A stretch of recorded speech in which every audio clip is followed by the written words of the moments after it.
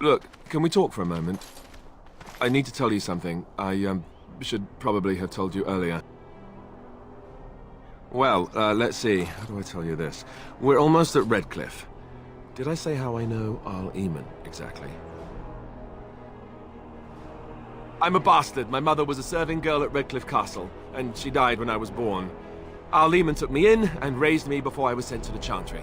The reason he did that was because, well, because my father was King Marek, which made Kaelin my half-brother, I suppose.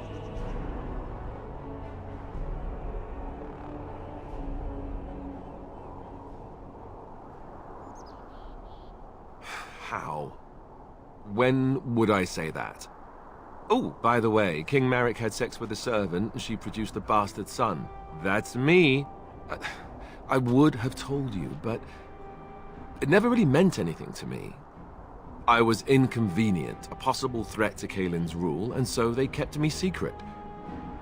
I'd never talked about it to anyone.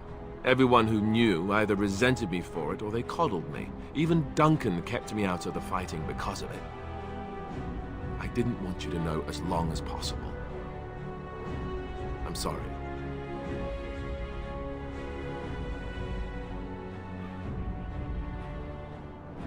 Oh, good. I'm glad. It's not like I got special treatment for it anyhow. Eamon eventually married a young woman from Orlais, despite all the problems it caused with the king so soon after the war. He loved her a great deal. Anyway, the new Arlessa resented the rumors which pegged me as the Arl's bastard. They weren't true, but of course they existed. The Arl didn't care, but she did. So off I was packed to the nearest monastery at age 10. Just as well. The Arlessa made sure the castle wasn't a home to me by that point. She despised me.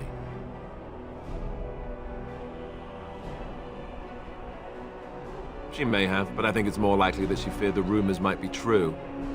I can't blame her for that. I remember I had an amulet with Andraste's holy symbol on it. The only thing I had of my mother's. I was so furious at being sent away, I tore it off and threw it at the wall. And it shattered. Stupid, stupid thing to do.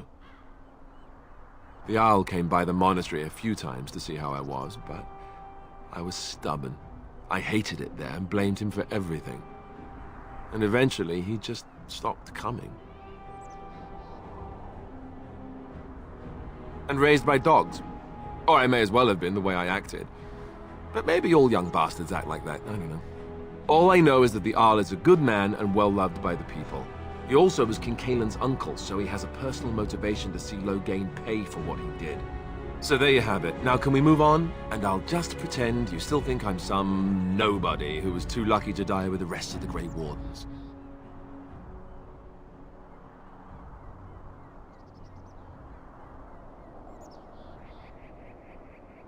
The reason I think we have a chance of setting things right.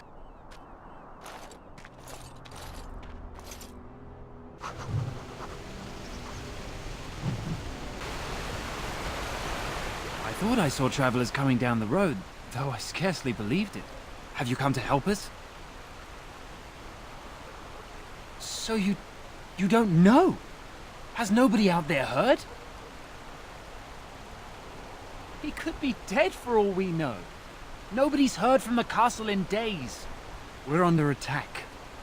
Monsters come out of the castle every night and attack us until dawn. Everyone's been fighting and dying. Apparently everyone seems to agree that a blight is the perfect time to start killing each other. Marvelous, really. We've no army to defend us. No Arl and no king to send us help. So many are dead. And those left are terrified they're next. Hold on, what is this evil that's attacking you? I don't rightly know. I'm sorry, nobody does. I should take you to Ban Tegan. He's all that's holding us together. He'll want to see you.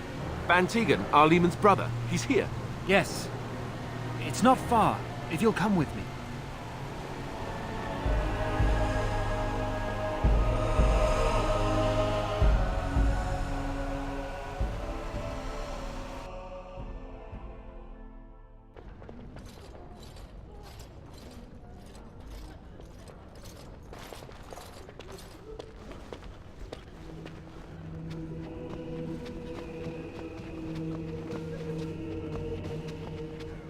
It's Thomas, yes? And who are these people with you? They are obviously not simple travelers. No, my lord. They just arrived, and I thought you would want to see them. Well done, Thomas. Greetings, friends. My name is Tegan, Ban of Rainersphere, brother to the Arl. I remember you, Ban Tegan, though the last time we met, I was a lot younger and covered in mud. Covered in mud? Alistair? It is you, isn't it? You're alive! This is wonderful news. Still alive, yes. Though not for long if Ten Loghain has anything to say about it. Indeed. Loghain would have us believe all Grey Wardens died along with my nephew, amongst other things. What, that he pulled his men in order to save them? That Cailan risked everything in the name of glory? Hardly. Loghain calls the Grey Wardens traitors, murderers of the king. I don't believe it. It is an act of a desperate man. So you are a Grey Warden as well. A pleasure to meet you. I wish it were under better circumstances. You're here to see my brother. Unfortunately, that might be a problem. Eamon is gravely ill. No one has heard from the castle in days. No guards patrol the walls, and no one has responded to my shouts. The attack started a few nights ago. Evil things surged from the castle. We drove them back, but many perished during the assault. Some call them the Walking Dead, decomposing corpses returning to life with a hunger for human flesh. They hit again the next night.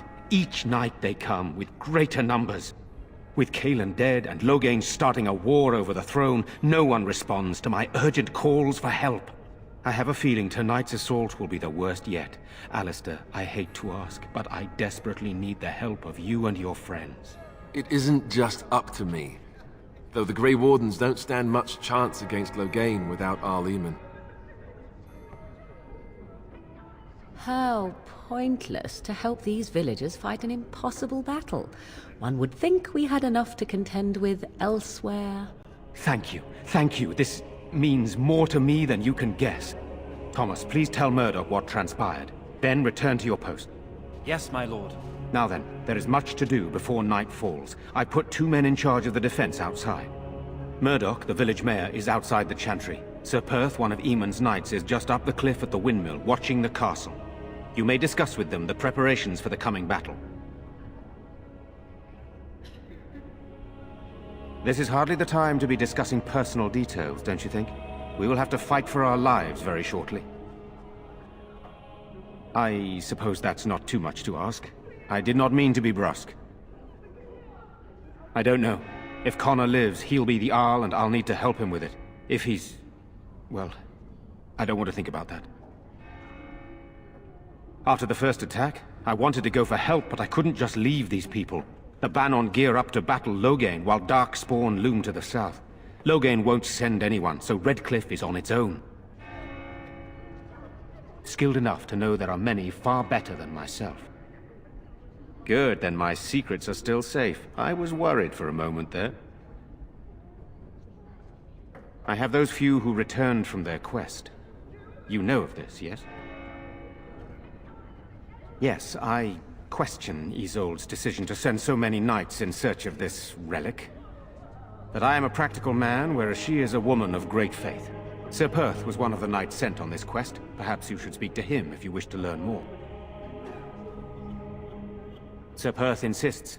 He wants me to be with the villagers, so everyone he needs to protect is in one place. I don't mind, to be honest. The point of all this is to protect the villagers, and I can do that best here. This is the last line of defense, should things go amiss. We could bring some men in to stand beside me, but I'd rather keep the monsters away from the villagers if possible. Hopefully we can find the source and stop it before it causes any more damage. With luck, we'll also find Eamon and be able to help him. I do not know. They seem to be walking corpses, men with rotting flesh that continue to attack even with the gravest injuries. Undead? Spirits possessing the dead. There could be several causes behind such a thing, none of them pleasant. Very well. Luck be with you, my friend. Let us pray. Blessed art thou who exists in the Maker's sight. Blessed I'm Yes. scared, Mother. When are the bad men coming? Soon, darling. Don't worry. Everything will be alright. You're a Grey Warden, right? Were you in Ostagar? In the Korkari Wilds? My husband and son went there to bring the chant of light to the chastened. But I haven't heard from them since. I am. You've heard of me? I thought that might be the case. Thank you for telling me. Maker's blessings upon you. I want to go home. Where is Mom? I'm so Sorry. scared, Father. Am I bothering you? What are we going to do? I'll try to be more quiet. Those things dragged my mother away. I don't know what happened to her, but I hear her screaming all the time. Everywhere. How terrible, you poor thing. I wish there was something we could do to help. And now my brother Bevan, he ran off. I don't know where he is. I'm so scared they got him too. He said something about saving Mother.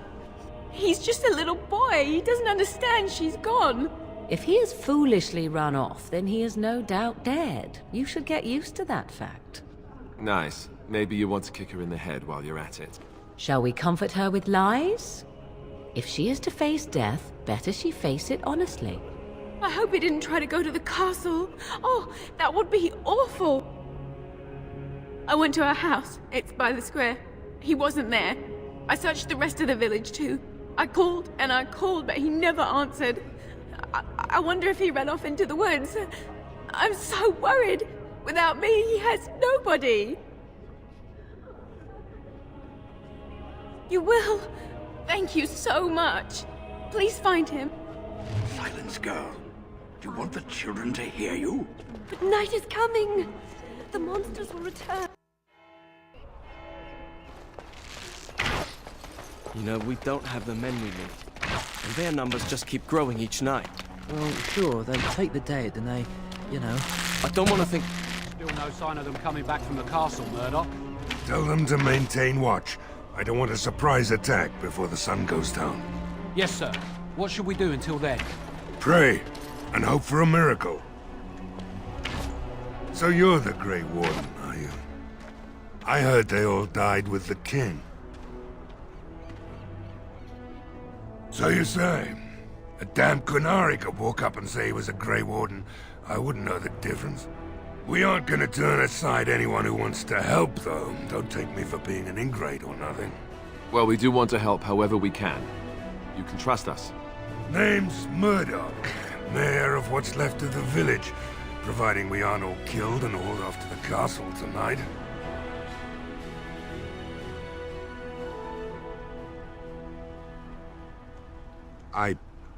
I hope you're right. I've been trying to hold us together, but it isn't easy. Anyhow, you're here, and they tell me you're in charge. Morale's about what you'd expect. These men aren't soldiers. They're villagers defending their homes, and they're frightened. It would help if we had decent equipment. There weren't enough swords in Owen's shop, and the men's armor is nearly falling off. I don't think we're in any shape to fight.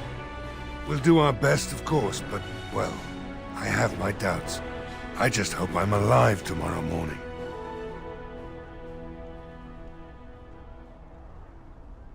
We need what little armor and weapons we got repaired, and quickly, or half of us will be fighting without either.